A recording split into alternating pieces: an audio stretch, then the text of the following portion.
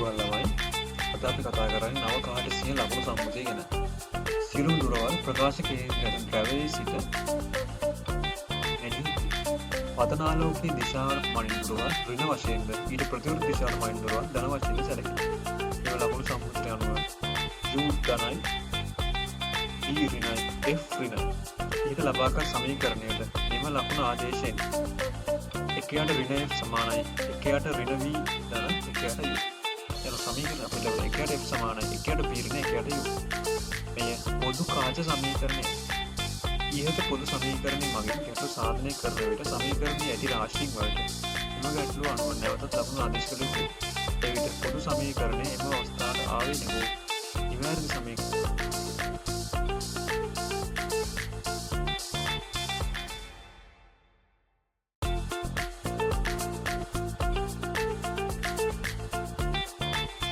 प्रतिबिंब रेखी विशाल रेखी मैग्निफिकेशन रेखी विशाल पार्श्व विशाल प्रतिबिंब उस वस्तु अतर अनुपाते रेखी विशाल प्रतिबिंब रेखी वस्तु काचमय प्रतिबिंब रेखी विशाल प्रकाश लभागे